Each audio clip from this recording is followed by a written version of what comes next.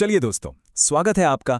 आज हम natural gas को एक प्रोफेशनल ट्रेडर की तरह इंट्राडे में कैसे एनालाइज करते हैं, इसका पूरा फ्रेमवर्क समझने वाले हैं। देखिए, ये कोई भविष्यवाणी नहीं है, बल्कि डेटा को मतलब आंकड़ों को समझने का एक सिस्टम है, एक तरीका है। तो हर ट्रेडर के दिमाग में सुबह सुबह बस एक ही सवाल घूमता है ना? कि भाई आज मार्केट क्या करने वाला है, ऊपर जाएगा, नीचे गिरेगा, या फिर बस साइडवेज रहकर हमें उलझाए रखेगा। आज ना हम कोई तुक्का नहीं लगाएंगे, बल्कि एक प्रॉपर प्रोसेस के जरिए इसका जवाब ढूंढेंगे। तो ये है हमारा आज का रोड मैप। हम एक एक करके लेयर बाय लेयर मार्केट को समझने की कोशिश करेंगे, बिल्कुल एक प्रोफेशनल की तरह, ताकि हमारे फैसले इमोशंस पर नहीं बल्कि लॉजिक और फैक्ट्स पर टिके हों। तो फिर चलिए शुरू करते हैं। ये जो 5 स्टेप्स है ना, इसे एक ट्रेडर की चेकलिस्ट की तरह समझिए। ये हमें भावनाओं के शोर से बचाती है और मार्केट असल में क्या कहना चाहता है उसे समझने का एक भरोसेमंद तरीका देती है। तो सबसे पहला कदम, हमें बड़ी तस्वीर देखनी होगी। मतलब जूम आउट करके 30 मिनट के टाइम फ्रेम पर यह समझना होगा कि मार्केट का मौजूदा स्ट्रक्चर, उसकी बनावट कैसी है। हमारी सारी पड़ताल यहीं से शुरू होती है। तो सवाल उठता है, हम ट्रेंड को पहचानेंगे कैसे? बहुत सिंपल है, हम हाल के हाईज और लोज को देखते हैं। अगर मार्केट लगातार पिछले हाई से नीचे नया हाई और पिछले लो से नीचे नया लो बना रहा है, तो ये एक साफ साफ डाउन ट्रेंड है। और अगर वो एक दायरे में फंसा हुआ है, ना ऊपर जा रहा है ना नीचे, तो वो है कंसोलिडेशन। ये समझना हमारे पूरे एनालिसिस की नींव है, फाउंडेशन है। चलिए अब थोड़ा और गहराई में उतरते हैं, अगली लेयर पर चलते हैं। अब हम फोकस करेंगे कैंडल्स की कहानी पर। हर एक कैंडल अपने आप में खरीदारों और बेचने वालों के बीच चल रही एक जंग की कहानी बताती है। देखिए, कैंडल की जो विक होती है, मतलब वो पतली सी डंडी, और जो उसकी बॉडी होती है, वो हमें बहुत कुछ बताती है। जैसे अगर ऊपर की तरफ एक लंबी विक है, तो इसका मतलब है कि सेलर्स ने ऊपर के लेवल पर बायर्स को जोर से नीचे धकेल दिया। और वहीं अगर सपोर्ट पर एक मजबूत हरी बॉडी बनती है, तो ये दिखाता है कि बायर्स उस लेवल को बचाने के लिए पूरी जान लगा रहे हैं। इन्हीं छोटे छोटे इशारों को पढ़ना ही तो असली खेल है। अच्छा, प्राइस एक्शन ने हमें एक कहानी तो सुना दी, पर क्या वो कहानी सच्ची है? इसकी पुष्टि के लिए हमें चाहिए कुछ सबूत, और हमारे फोरेंसिक टूल्स हैं वॉल्यूम और आरएसआई। ये इंडिकेटर्स हमें बताते हैं कि प्राइस की चाल के पीछे असल में दम कितना है। और यहाँ एक बहुत ज़रूरी बात है, वॉल्यूम जो है ना, वो प्राइस एक्शन को कंफर्म करता है।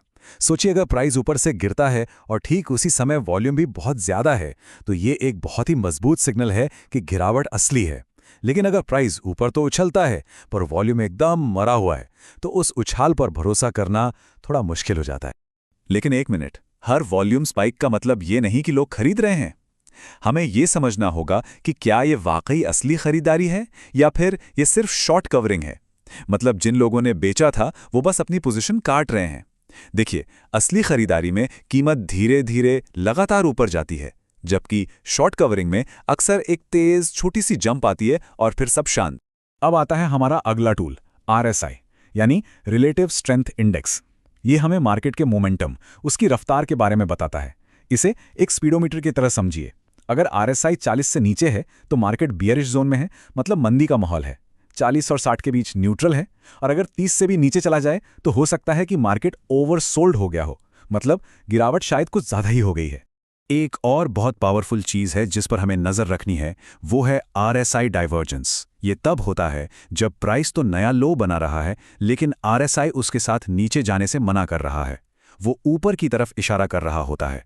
ये एक बहुत बड़ा संकेत हो सकता है कि मौजूदा ट्रेंड अब कमजोर पड़ रहा है और शायद यहां से कहानी पलट सकती है।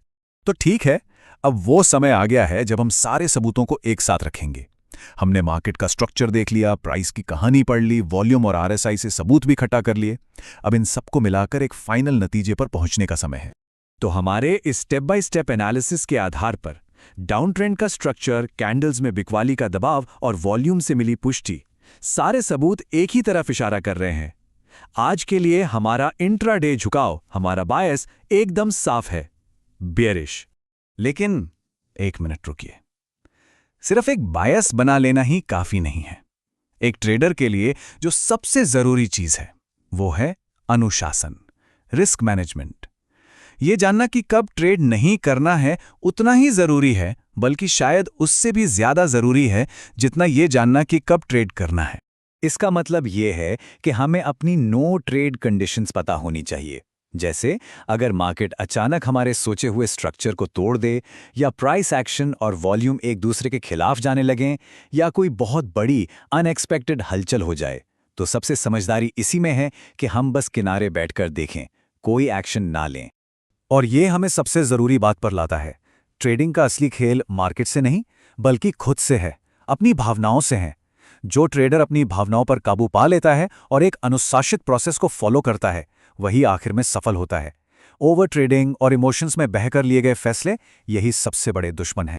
अगर आपको natural gas intraday trading, real market psychology और नो फेक प्रिडिक्शन वाला कंटेंट पसंद है, तो अभी बायस ट्रेडर हिंदी चैनल को सब्सक्राइब करें।